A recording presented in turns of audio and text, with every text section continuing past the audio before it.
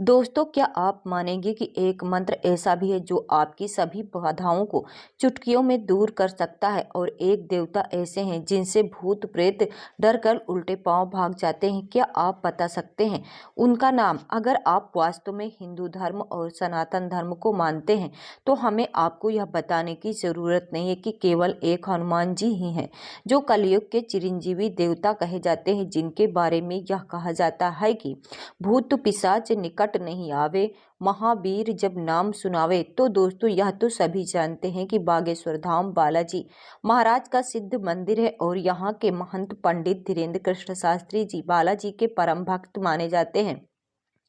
तो खुद गुरुजी ने सर्व बाधा मुक्ति के लिए हनुमान जी का एक ऐसा मंत्र बताया है जिसे अगर आप 3 बार बोलकर सो जाएंगे तो सुबह तक आपके सारे बिगड़े काम बन जाएंगे। क्योंकि गुरुजी का कहना है कि खुद बालाजी महाराज आपके सभी काम सिद्ध करेंगे। तो अगर आप भी जानना चाहते हैं कि कौन सा वह मंत्र, तो वीडियो को अंत तक हमारे साथ बने रहिएगा। दोस्तों, वीडियो में आगे बढ़ने से पहले वीडियो को लाइक और चैनल को सब्सक्राइब जरूर कर दें। चलिए वीडियो में आगे बढ़ते हैं। तो दोस्तों, कैसी भी बीमारी हो या सिर्फ आपको डर लगता हो या बुरे सपने आते हों या नींद नहीं आती हो या फिर कोई तंत्र मंत्र टोना टोटका किया हुआ हो, तो हम सबसे पहले जिस देवी देवता का नाम लेते हैं वह है हनुमान जी। हनुमान जी एकमात्र ऐसे देवता हैं जिनकी आप सरलता से पूजा कर सकते हैं और इनकी सिद्धि भी की जा सकती है। महाबली हनुमान जी बहुत ही आसानी से प्रसन्न होने वाले देवता हैं और मंगलवार और शनिवार हनुमान जी के लिए विशेष रूप से माने जाते हैं। लोग कहते हैं कि अगर आप हनुमान जी को खुश करना चाहते हैं तो केवल एक हनुमान चालीसा से आप उन्हें प्रसन्न कर सकते हैं। तो इसी के चलते बागेश्वर धाम के गुरुजी ने बताया है कि जो भी मंगलवार और शनिवार को लगातार हनुमान चालीसा का पाठ करता है या फिर हर रोज हनुमान चालीसा का पाठ करता है, उन्हें कोई भी भूत प्रेत की बाधा नहीं सता सकती और उनके सभी बिगड़े हुए काम बनने के लिए हनुमान जी खुद आते हैं। ऐसे में गुरुजी ने अपने भक्तों को कुछ विशेष उपाय भी बताए हैं। जैसे कि अगर आप बीमारी से परेशान हैं, आपके घर में बीमारियां खत्म नहीं होती हैं और पैसा पानी की तरह बहा जा रहा, लगातार बनते काम बिगड़ते रहते, या फिर आपकी कोई ऐसी मनोकामना है जो कि पूरी नहीं हो रही है, या आपके घर पर किसी ने टोना टोटका या फिर जादू टोना करवा दिया है, तो ऐसे में अगर कोई देवता आपकी सहायता कर सकता है वह केवल हनुमान जी ही हैं। क्योंकि हनुमान जी को माता पार्वती के 8 सिद्धियां और 9 निधियां प्राप्त हैं। साथ ही हनुमान जी को चिरंजीवी होने का वरदान भी मिला हुआ है।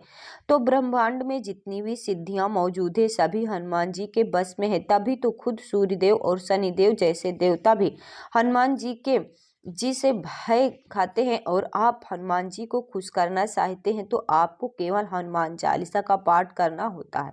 और बड़े बड़े संत महात्माओं का कहना है कि केवल हनुमान चालीसा का पाठ करने से ही आप हनुमान जी को स्वयं के आसपास महसूस कर सकते हैं। और आपको अगर विश्वास नहीं तो आप इसे आजमा कर भी देख सकते हैं।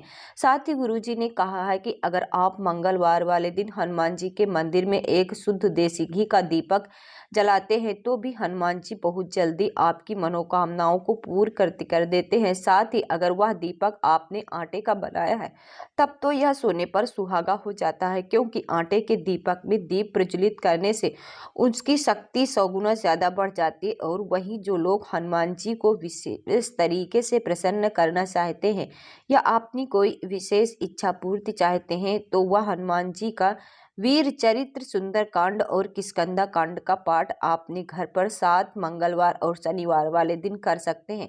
साथ ही गुरुजी ने यह भी कहा है कि जो लोग हनुमान जी पर चोला चढ़ाते हैं उन्हें भी हनुमान जी अपनी कृपा और आशीर्वाद प्रदान करते हैं। हनुमान जी को चोला चढ़ाने से हनुमान जी बेहद प्रसन्न हो जाते हैं।